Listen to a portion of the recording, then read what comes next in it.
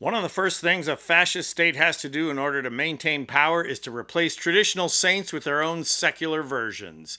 That's what the Trump administration is doing right now with Charlie Kirk. But instead of cottoning on and opposing it, the Cardinal of New York, Timothy Dolan, is actually helping this process along.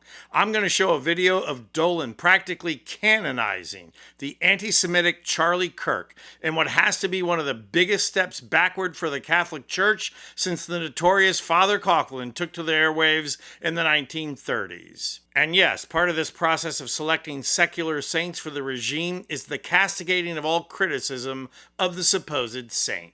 That is definitely what is going on with Charlie Chuckles Kirk right now. Anyone who even remotely refers to his past demagoguery is fired from their job, harassed, and accused of cheering on his death. And this defense of the indefensible is getting downright stupid. Just listen to Kayleigh McEnany. And for all the concern about the First Amendment, I mean, they're apoplectic, Jesse. What about all the amendments that Charlie Kirk lost? Because Charlie Kirk has no amendments right now. None. Now, look, I know showing an example of Kayleigh McEnany saying something moronic is nothing new. But really, he has no amendments? Duly noted, Kayleigh, and you have no brains. If there is a university out there who granted that woman a degree, I highly recommend erasing your past. So for Kayleigh's sake, let's do a quick review. Here's St. Charles of Kirk articulating neo-anti-Semitism. And Jewish donors, they have a lot of explaining to do, a lot of decoupling to do, because Jewish donors have been the number one funding mechanism of radical, open border, neoliberal, quasi-Marxist policies, cultural institutions, and nonprofits. This is a beast created by secular Jews.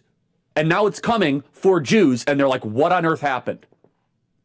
And it's not just the colleges. It's the nonprofits, it's the movies, it's Hollywood, it's all of it. Jews control Hollywood? Well, at least he's original. The secular constitution of the U.S. says all men are created equal. Fortunately for Kirk, it says men, because women are not equal in any way. If we would have said that Joy Reid and Michelle Obama and Sheila Jackson Lee and Ketanji Brown Jackson were affirmative action picks, we would have been called the racist. But now they're coming out and they're saying it for us. They're coming out and they're saying, I'm only here because of affirmative action. Yeah, we know. You do not have the brain processing power to otherwise be taken really seriously. You had to go steal a white person's slot to go be taken somewhat seriously. Now, someone who would disagree with Kirk's take there is St. Paul, who in his letter to the Galatians says, there is neither Jew nor Greek, there is neither slave nor free, there is no male and female, which somebody might want to quote to the anti-trans crowd. Somebody should remind Cardinal Dolan of the Archdiocese of New York what St. Paul had to say, because he has a very different version of St. Paul. Here's Dolan. I got to learn about this guy. And the more I learned about him, I thought, this guy's a modern day St. Paul. He was a missionary. He's an evangelist. He's a hero. He's one, I think, that knew what Jesus meant when he said the truth will set you free. And to do it, now, I understand he was pretty blunt. And he was pretty direct. He didn't try to avoid any controversy. He didn't even try to avoid confrontation. The difference is the way, the mode, the style that he did it, always with respect. And not only was that a gracious, kind of virtuous thing to do, it's effective. Because when your opponents see, this guy kind of respects me. We kind of disagree here, but he kind of enjoys me. And he's thanking me for being here. And he's telling me he appreciates the trust I have in him in sharing my views. I thought, this guy can teach us something. Always with respect? What planet is this guy from? Charlie Kirk made a career out of demeaning people. He learned his shtick from Rush Limbaugh and realized he could cash in on being a younger version that sprinkles a couple of church references here and there for credibility.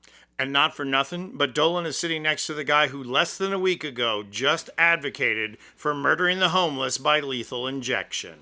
But he has nothing to say about that. What Dolan sees in Kirk is another guy who believes what he does, that women are inferior and belong outside of power. Kirk was able to say that in a flashy way that made people agree. Dolan really admires that. You can see it in his face. Dolan is doing what conservative Catholic bishops have been doing since the Reagan years, promoting a Republican agenda as a means of keeping a certain kind of Catholic in the pews. Catholics who will pray, pay, and obey. And if he picks up a couple of conservative converts along the way, all the better.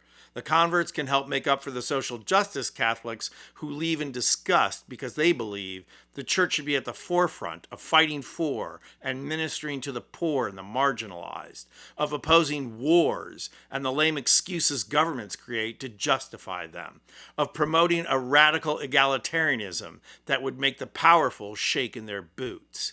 Conservative church administrators like Dolan, with their slack thinking and their desire for everyone to toe the line in ways most clergy themselves don't, seem to always shy away from the actual power of the Christian faith, of actually trying to live Christian mandates, of taking risks and doing the work of justice.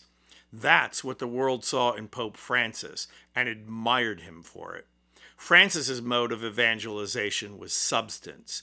Kirk's mode of evangelization was mean-spirited style. Really, it's time for Cardinal Dolan to go to Sunday school, and also time to let women into the circle of power in the Catholic Church. I'm Anthony Vincent Gallo for Occupy Democrats.